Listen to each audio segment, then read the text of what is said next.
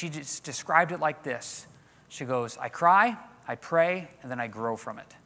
Boy, and I love that. She goes, I cry, then I pray, then I grow from it. And she has grown from a lot of these difficult times, and I really just appreciated her saying that. And you see David here, he's going to cry, he's going to pray, then he's going to grow from this. A lot of these psalms he writes at this time are full of tears, because it's difficult, but he grows from it. Now, key words, the word he behaved wisely. He was successful. I want you to notice that word. It's going to be used 4 times. If you take a look at verse 5, David went out wherever Saul sent him, and he behaved wisely. Some of your translations, he was successful. 4 times in this chapter is the emphasis of David behaving wisely and being successful. Very important word. Can you go with me to Proverbs chapter 1? Parents, you want your kids to grow up and behave wisely. You want them to be successful. You want to be successful and behave wisely. We want to do this from a biblical standpoint. Now, this is where it gets interesting, because a lot of times when we look at behaving wisely and being successful, we look at totally from a moral standpoint in the world. I run into people and I ask them, how are your kids doing? And they want to give me an update on their house, on their job, on their vacations. That's not what I'm asking about. So they just bought another house. Good. They just got back from vacation. Great. They got a promotion. That's wonderful. Are they behaving wisely, though, from a spiritual standpoint? And that's what I want you to stop and think about. What do these words mean from a biblical standpoint?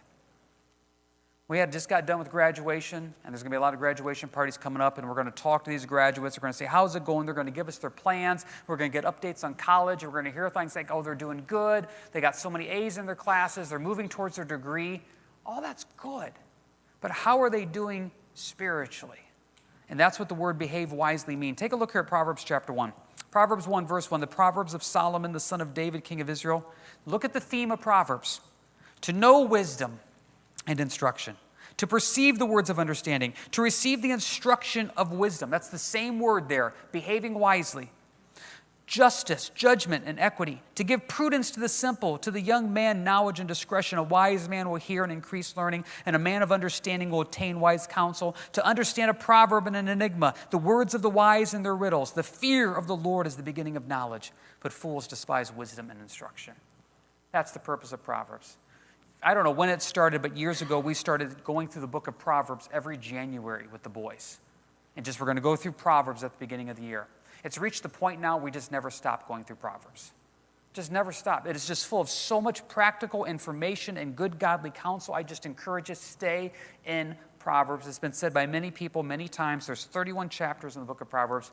Normally there's 31 days in a month. Whatever day it is, you just read that. So you can read Proverbs 1 today. You read Proverbs 2 tomorrow, and you go through the end of the month. It's just full of so much wisdom, and you can keep going back and repeating it. Why did I go here, though? Because verse 3 is, once again, is the same word, to receive the instruction of wisdom. God says, I want you to behave wisely, act wisely, be successful.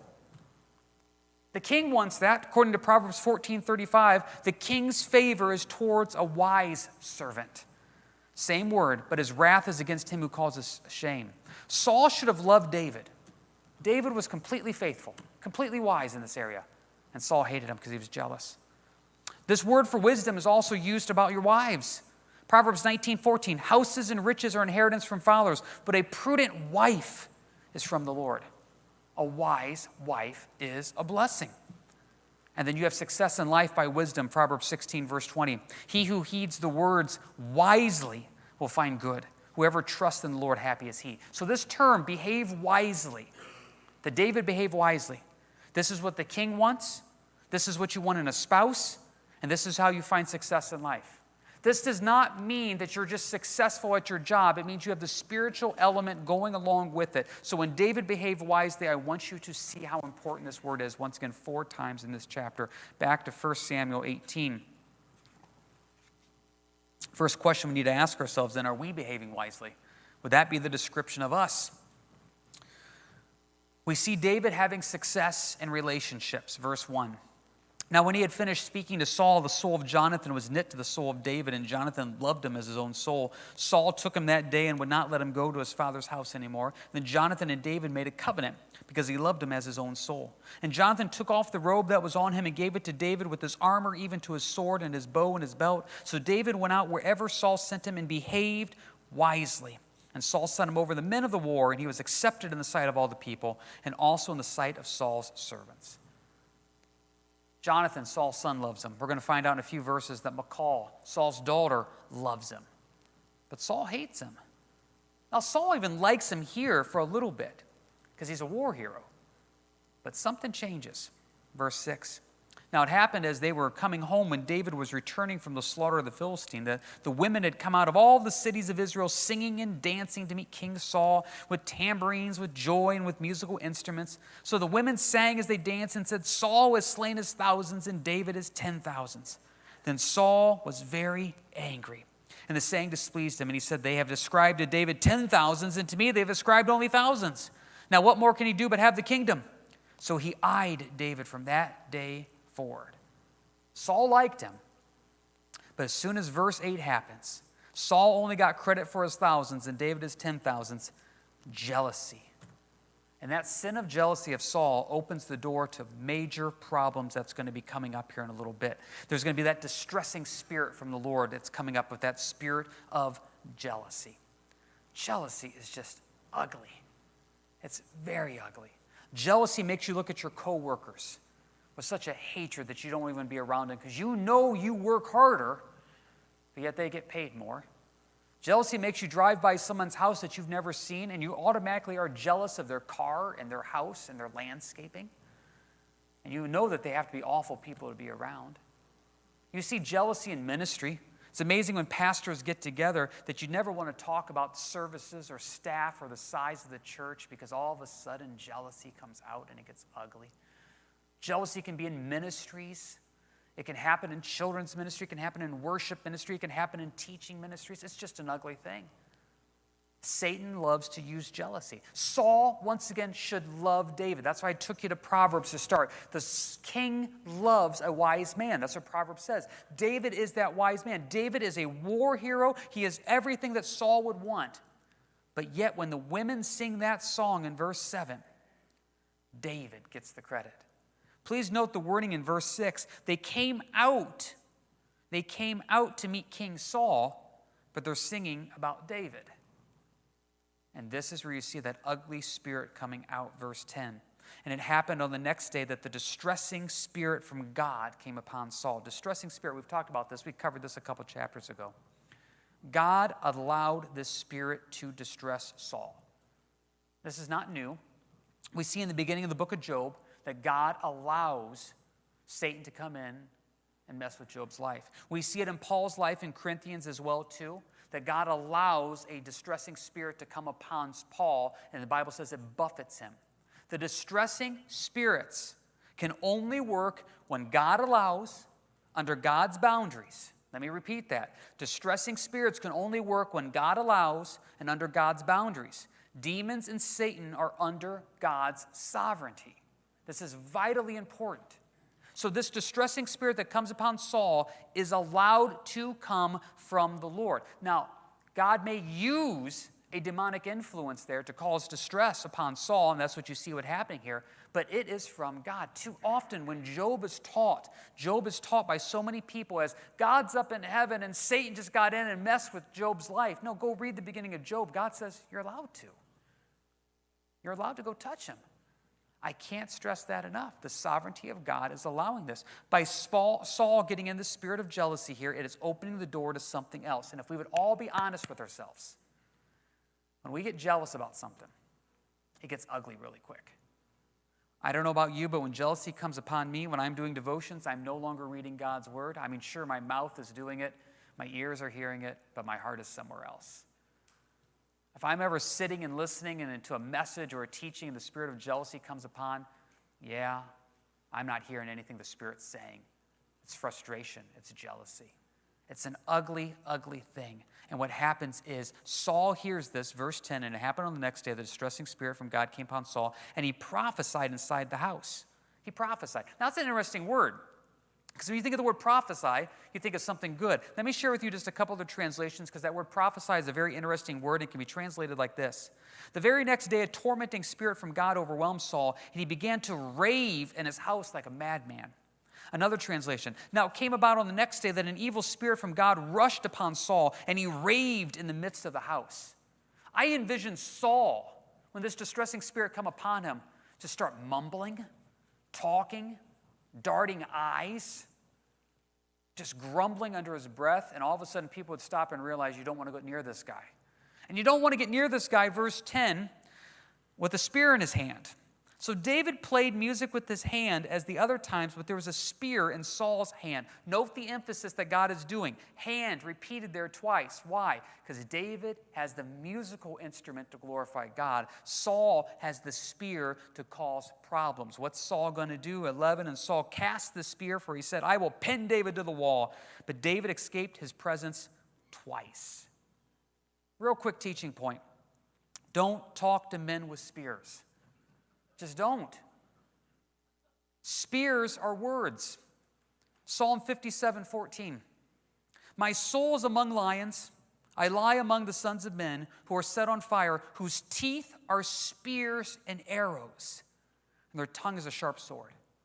Do you know a guy that when he talks, his teeth, his words are spears? He'll throw your spears right at you. Got to get away from him. I did a counseling session years ago. And it was a rough one. And it's always rough when they have to arrive separately. So they arrived separately, came in, and right from the beginning, the man just had spears. There is no sense of gentleness, no sense of reconciliation, none. The words were there, but the heart wasn't. And we just stopped the counseling session. I just said, this is not going to work today in any way whatsoever. I said, the best thing I can recommend is you just go home and pray. Because what happened was there was just spear after spear in his hand, and his words just came out like a weapon. Please just learn, and it's hard for every married couple to do this. It's hard for Dawn and I. It's hard in my life to sometimes stop and say the words are now just spears. And I'm just throwing them at people, trying to pin people to the wall. That's what Saul was doing. And that's what you see going on here. Look at the reaction. I want you to notice what's going on. Verse 12. Saul was afraid of David. Why? Because the Lord was with him, but had departed from Saul. Saul was afraid of God's presence being upon David. Saul knew what was going on. The distressing spirit was not blessing him. God was not blessing him. It had already been prophesied by Samuel that you're going to lose the kingdom. He knew what was coming, and he sees this jealousy here. And the repetition is so important. The Lord was with him, but he departed from Saul. 13. Therefore Saul removed him from his presence and made him his captain over 1,000. And he went out and came in before the people. And David behaved wisely, there's our word again, in all his ways, and the Lord was with him. As we mentioned on Sunday, when you see in the Bible repetitious phrases, that's God's way of saying, I want to make a point. David is behaving wisely, verse 5. David is behaving wisely, verse 14. We're going to see it 2 more times in this chapter. But in verse 12 and verse 14, David had the Lord with him, and Saul did not have the Lord with him. Saul's afraid of him. And this is going to eventually lead to verse 29, same chapter. Saul was still more afraid of David, so Saul became David's enemy continually. This is where Saul turns. Be careful with men with spears. Now be honest with yourself. When you start chucking spears at people, what's your real motive? You know, over the years, I've had a lot of spears thrown at me. I still remember distinctly right here in this sanctuary, about 20 feet in front of me, I got chewed out more than I've ever gotten chewed out before. Right there, in front of everybody even. Just got chewed out by somebody, and it was one of those where I realized as I was doing it, in the back of my mind, I thought there's more going on than what I realized at this moment. Found out later what the motives were, and I just became the punching bag. I represent the Lord to people. I don't mean that in any type of cocky confidence, so don't take it that way. But sometimes when people are upset at God, they're upset at me. So they call. Used to call a lot. Now people text angry texts. And I just envision like getting like carpal tunnel or something like that. They're just texting it away and they're just angry. They're chucking spears. Why? Because they have a distressing spirit upon them. Why? Because their real motives are maybe jealousy, anger, or distress or something like that. Saul saw the Lord moving in David's life, and instead of rejoicing in that, Instead of letting that convict him, he attacks him. The people loved David. He's militarily leading them.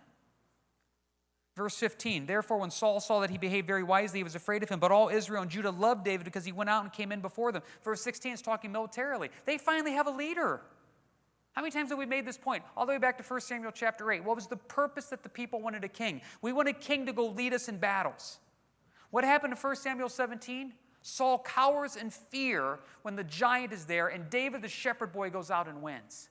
The people finally have a military leader. Verse 16, Saul is jealous. Saul is distressed. Saul is angry. Saul is all these emotions, and the most that Saul can do is just keep throwing spears. Now, if you're the person that's getting a spear thrown at you, it doesn't help to sit back and say, well, their real motives in their heart is they're upset about something. But I encourage you to stop and look at that and say, yeah, they're really not angry at me. They're angry at life. They're angry at God, and I just need to really pray for them. And I know this sounds really dumb. You can't take it personally when somebody throws a spear at you. You just can't. Because the reality is they may be throwing spears at you because you're such a light for the Lord. You're really representing Jesus Christ, and that makes them angry. And I got to ask you, if you're a person that likes to throw spears, why are you throwing them? What are you upset about in life? It's probably really not your wife. It's probably really not your kids. It's probably really not the dog. You're probably upset about something deeper where the Holy Spirit's convicting you of something. It's easier to just throw a spear than deal with the conviction. Let's learn from Saul here of what not to do. So Saul just keeps building. So verse 17, then Saul said to David, here is my older daughter Merab. I will give her to you as a wife. Only be valiant for me and fight the Lord's battles. For Saul thought, let my hand not be against him, but the hand of the Philistines be against him. Now please remember, this was promised to David. Whoever defeated the giant got Saul's daughter. So Saul is fulfilling his promise here. But look at the idea in verse 17. Hey, David, hint, hint. Go on and keep fighting those Philistines for me. Win my battles for me, and maybe just possibly you'll die. 18, so David said to Saul, who am I?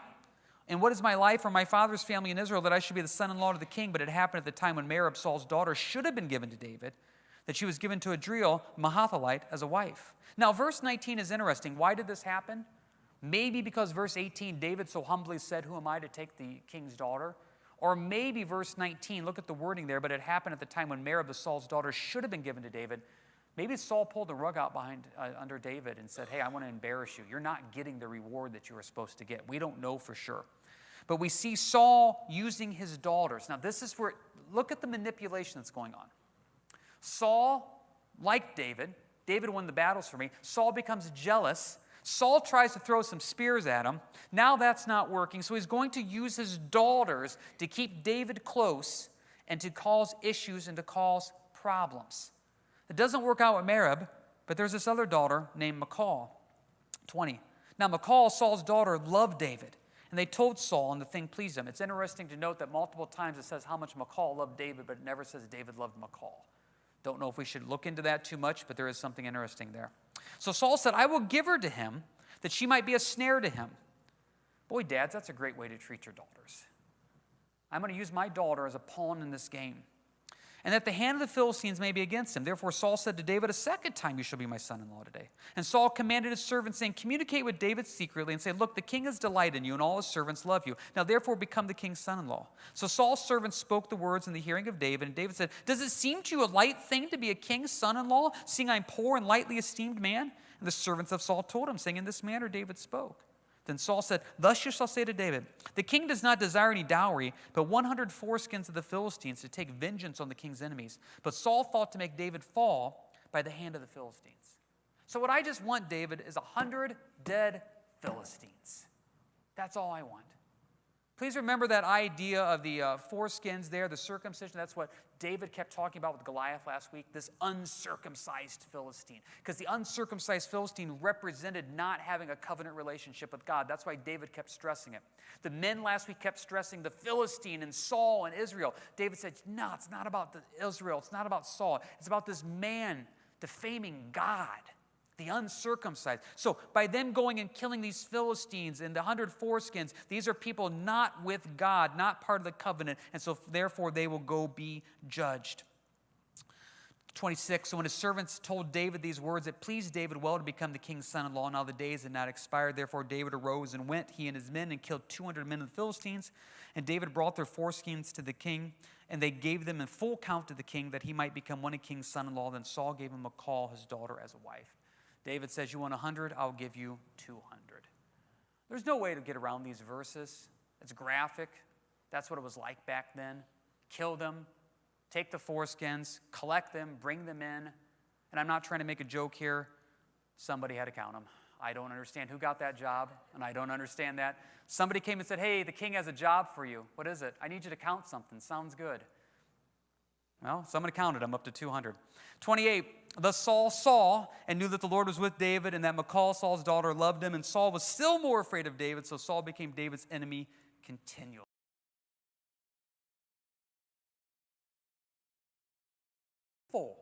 Taking out the enemies, God's hand. Saul could have stepped back and said, listen, I totally messed up.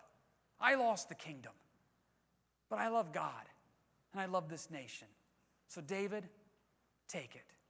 Do what you can, and I'll help you along the way, and we'll make this a smooth transition. But the power of jealousy and the angry in the flesh goes from outright murder and trying to murder him, now to be deceitfully trying to murder him. And then we're going to get to the next chapter here in just a little bit. He's going to try to actually assassinate him.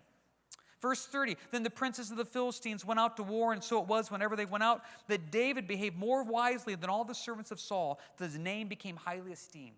Saul now is no longer even leading militarily. People are giving the credit to David. He has his daughter. He has just built up to this point of such anger. Verse 1, now Saul spoke to Jonathan his son and to all his servants that they should kill David. Somebody go assassinate him for me. Why does he bring Jonathan into it? Because Jonathan should have the kingdom. I don't want to add to the Bible, but I can see Saul manipulating this. Jonathan, you realize this guy's going to take the kingdom. You realize that you should be the next king. You are my son. Jonathan doesn't fall for that. Be very, very careful of the manipulative personality. It is dangerous. I have learned, I've been teaching out here now for 25 years. I have learned that when somebody visits the church for the first time and they grab me after service and they say how wonderful this church is, how wonderful the teaching is, how excited they are, and this is what they've been looking for, and the back of my mind says, I'll probably see you about 2 more times. I've learned that. I remember years ago when I did not learn this lesson, there was a lady that started coming, and she came out one Sunday, and she just oohed and ahed over the church and the service and the teaching and everything. I mean, just went nuts for it. And so, the head gets bigger, you get a little more puffed up. Never came back. Never came back.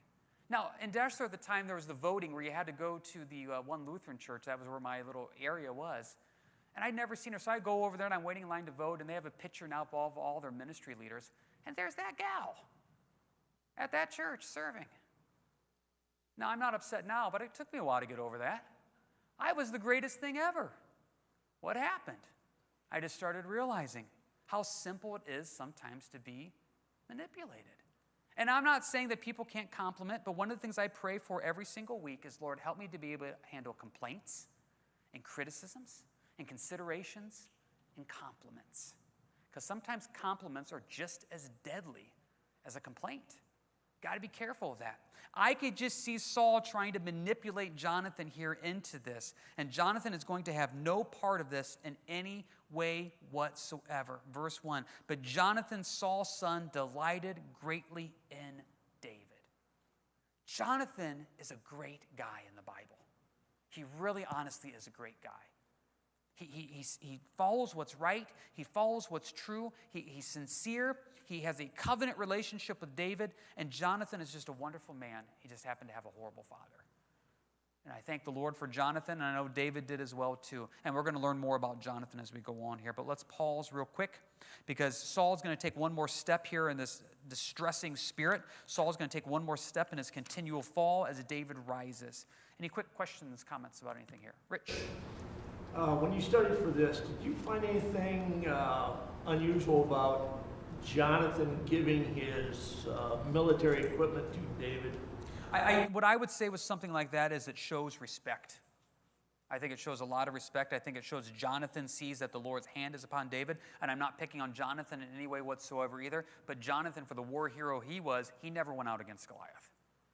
So I think to me it shows that Jonathan here is connecting his soul, his heart to them. It says in verse 3, they made a covenant because he loved him as his own soul. And so therefore the robe and the armor, etc., I think is Jonathan's way of showing that I respect you as a leader. I respect you as a man. I respect you as military. And I think it's just one of those things you can do. The closest thing I can think of today in certain sports, when the game is over, you trade jerseys with people to show mutual admiration. That's what I would go with.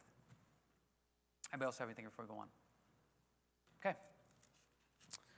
Verse 2, so Jonathan told David, saying, my father Saul seeks to kill you. Therefore, please be on your guard until morning and stay in a secret place and hide. And I will go out and stand beside my father in the field where you are. And I will speak with my father about you. Then what I observe I will tell you.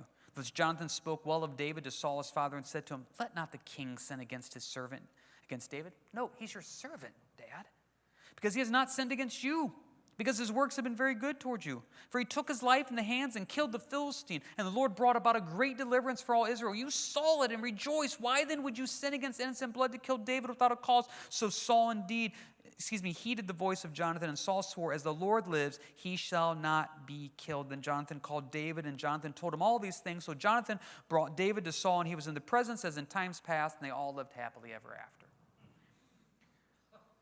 If you remember correctly, a couple weeks ago, we spent a lot of time talking about a scoffer and how Saul was the definition of a scoffer. And you don't know what you're getting. If you work with a scoffer, you could show up one day and they're throwing spears at you.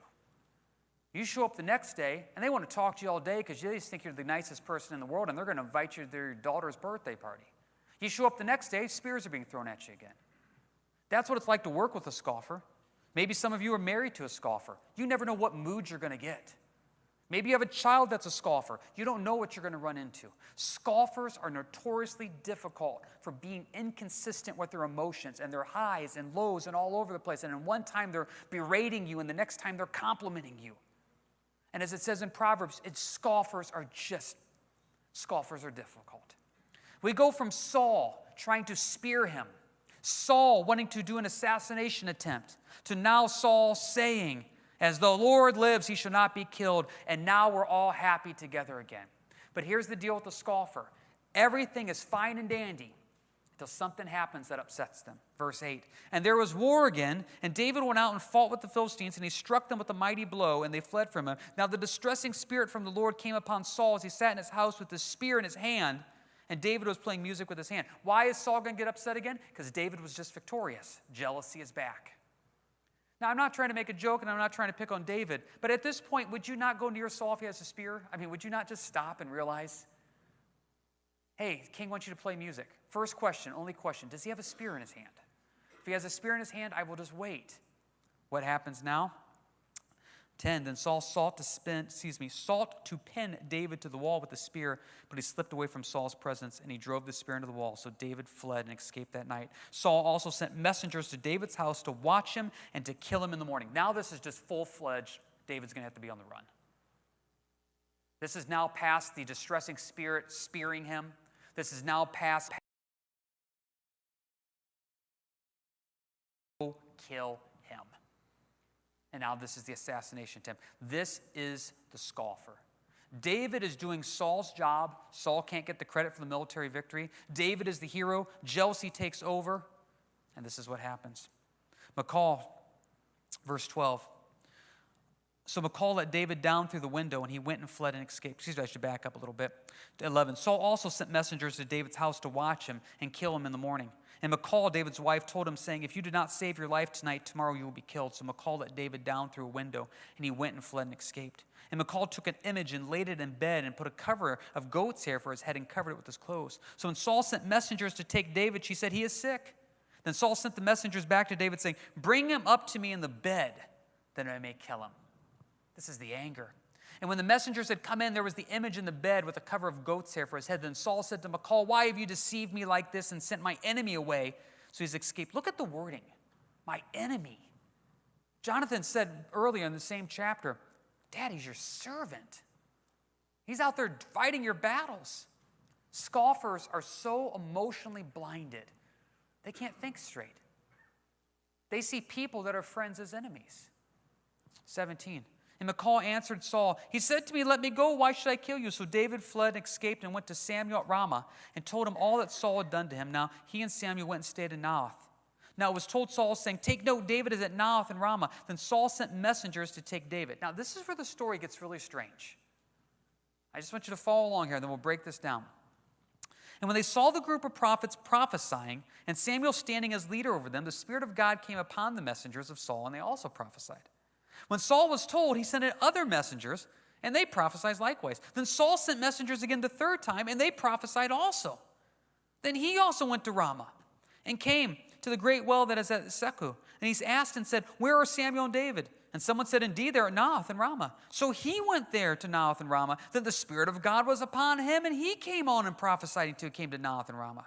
And he also stripped off his clothes and prophesied before Samuel in like manner and laid down naked all that day and all that night. Therefore they said, is Saul also among the prophets?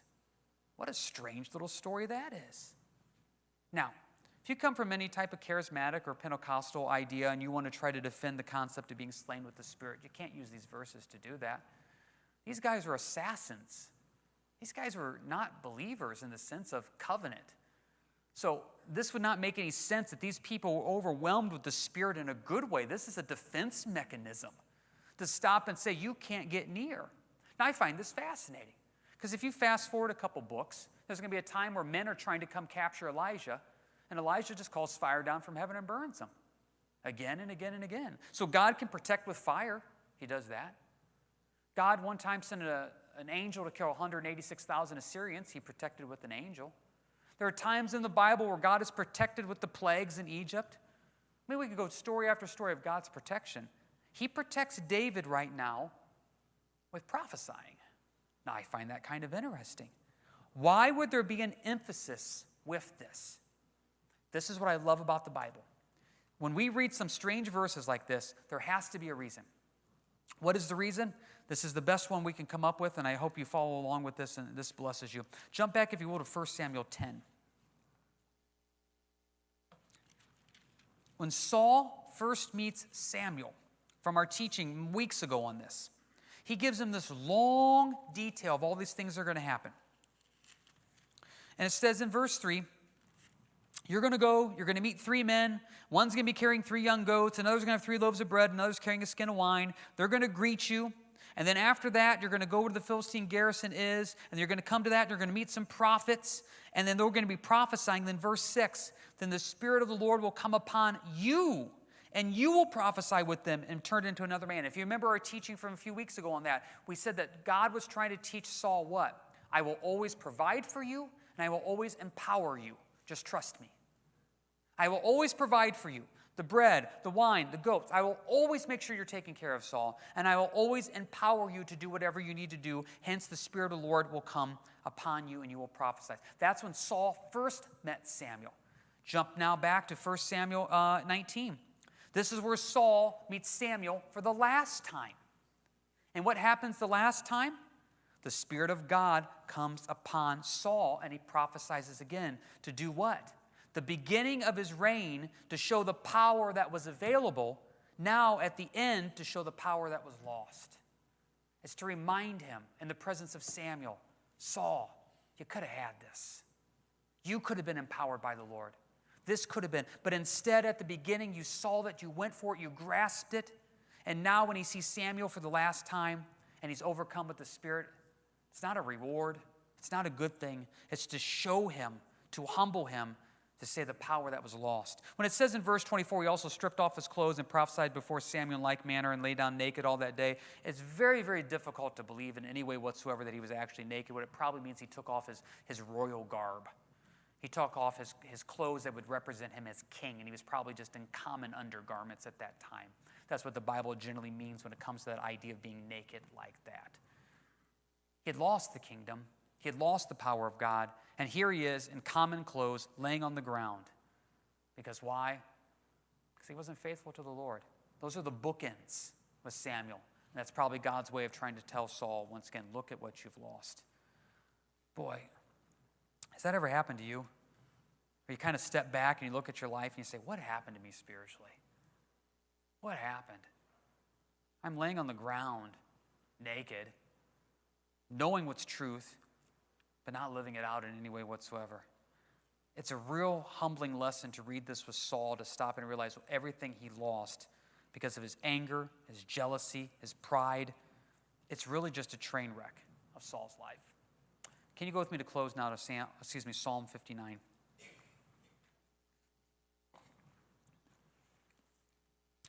We said at the beginning of the message, as we read these chapters, we see David's rise and Saul's continual fall. David is behaving wisely, empowered by the Lord. Saul, distressing spirit from the Lord, is really just one train wreck after another. But Psalm 59 is what I want to finish with. Look at the introduction to Psalm 59. To the chief musician set to do not destroy, a Michtam of David, where Saul sent men, and they watched the house in order to kill him. I love introductions like this, because I get to know exactly what was going through David's mind. What was going through David's mind when he is in his house, surrounded with people that want to kill him? What would be going through your mind at that moment? You see it, verse 1. Deliver me from my enemies, O my God. Defend me from those who rise up against me. Deliver me from the workers of iniquity, and save me from bloodthirsty men. Defend and deliver me, Lord. For look, they lie in wait for my life. They might gather against me, not for my transgressions, nor for my sin, O Lord. They run and prepare themselves through no fault of mine. God, I have not sinned. I have not deserved this. Awake to help me, and behold, you therefore, O Lord, God of hosts, the God of Israel, awake to punish all the nations. Do not be merciful to any wicked transgressors. Selah. Selah means pause, stop, meditate. David at this moment stops and says, Lord, you punish. Oh, that's maturity.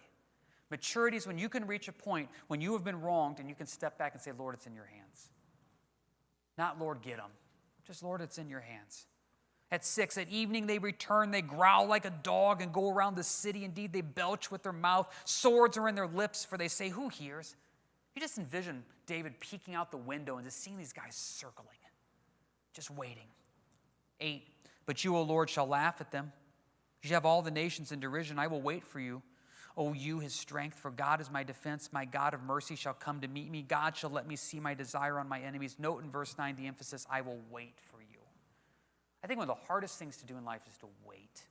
Lord, I'm just going to wait that you're going to take care of this problem. Do not slay them, lest my people forget. Scatter them by your power and bring them down, O Lord, our shield. For the sin of their mouth and the words of their lips, let them even be taken in their pride. And for their cursing and lying which they speak, consume them in wrath, consume them that they may not be. And let them know that God rules in Jacob to the ends of the earth. Selah. Do you realize the maturity of 11 through 13? David is saying, Lord, don't kill them. Open their eyes to know you. Now think that through. You're surrounded by people that want to kill you, and your prayer is, oh, Lord, don't kill them. No. Lord, open their eyes. Verse 13, let them know that God rules in Jacob to the ends of the earth. Do not slay them. In your wrath, take care of them. Stop their cursing, stop their lying, stop their consuming. But Lord, it's not about them being killed. It's about them knowing you. That's a real sign of maturity. When you have a scoffer, an attacker in your life where you can step back and say, Lord, I want them to know you. And I want them to know you deeply and personally. 14, at evening they return, they growl like a dog, they go around the city, they wander up and down for food and howl if they're not satisfied. But I will sing of your power.